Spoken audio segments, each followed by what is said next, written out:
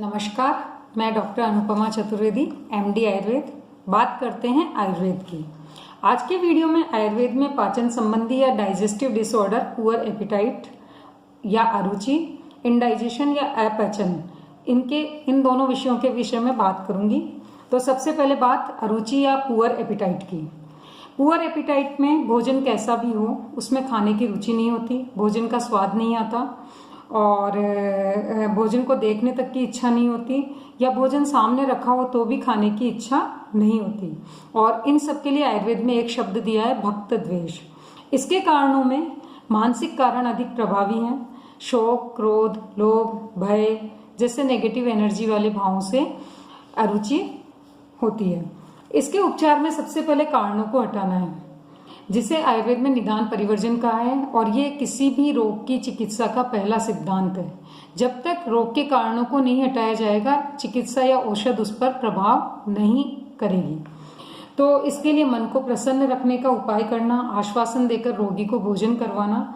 और आयुर्वेद में एक विशेष थेरेपी है, कवल थेरेपी, जिसमें रोगानुसार औषध द्रव्यों को पान की तरह मुंह में रखकर ओरल कैविटी में मूवमेंट कराया जाता है।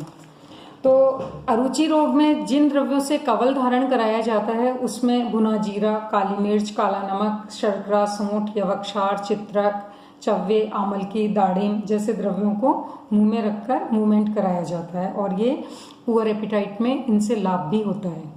जिन क्लासिकल फॉर्मुलेशंस का पुअर एपिटाइट में प्रयोग किया जाता है, उनमें लवण भास्कर चूर्ण, हिंगवाष्टक चूर्ण, दाड़िमाष्टक चूर्ण, अग्नि संदीपन चूर्ण, अग्निटुंडी वटी, द्राक्षारिष्ट, वैश्वानर चूर्ण आदि हैं, जिनसे लाभ होता है। दूसरे डाइजेस्टिव डिसऑर्डर में बात करें इंडाइजेशन या अपचन की, तो इसमें लैक ऑफ प्रॉपर डाइजेशन होता है, जिसमें भोजन देर तक नहीं पचता, शरीर में भारीपन रहता है, प्यास बहुत लगती है, लॉस ऑफ टेस्ट हो जाता है।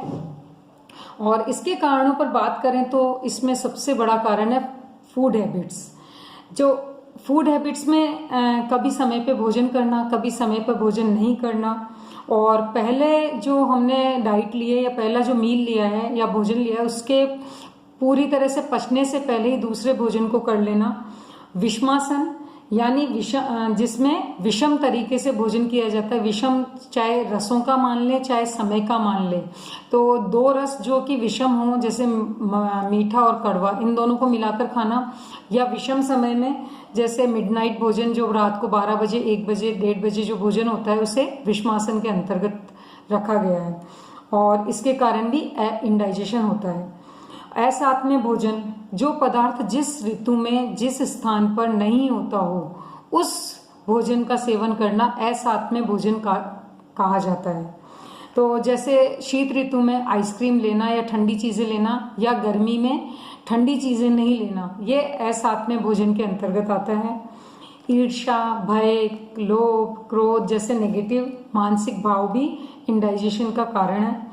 आयुर्वेद में विविध रोगों में पंचकर्म थेरेपी की जाती है, और उस पंचकर्म थेरेपी के अपने नियम, अपने सिद्धांत है, और उसके पथ्य जो उसके पंचकर्म सेवन थेरेपी लेने के बाद में जो पथ्य बताए जाते हैं, उनका सेवन नहीं करने से भी अपचन, इंडाइजेशन हो जाता है। तो इंडाइजेशन आयुर्वेद में अग्नि के मंद होने से होता है, और इसमें जो द्रव्य दिए जाते हैं वो अग्नि प्रदीप्त कर दिए जाते हैं। उनमें चित्रक, शुंठी, पुदीना, अदरक, काली मिर्च, पिपली, जीरा, हींग, क्षार आदि का प्रयोग लाभकारी है।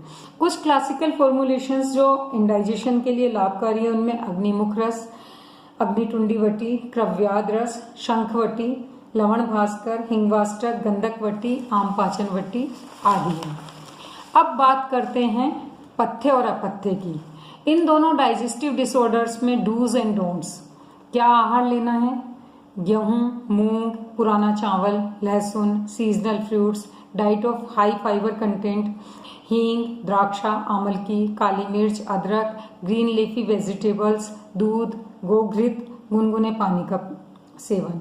और क्या नहीं करना है, क्या नहीं लेना है, इनमें है इरेगुलर फूड हैबिट्स, जिसमें विरुद्ध भोजन, असात्म्य भोजन शामिल है। Heavy and unwholesome oily spicy food items, low fibre food item like potato, चाय कॉफी का ज्यादा मात्रा में सेवन करना, चिंता, एंजाइटी, डिप्रेशन और स्लीपिंग हैबिट्स उनमें रात में जागना और दिन में सोना। भोजन या आहार के विषय में एक विशेष बात कहूंगी कि regional, seasonal, economical and nutritional, इन 4 बातों को ध्यान में रखकर ही आहार लीजिए। स्वस्थ रहिए, प्रसन्न रहिए।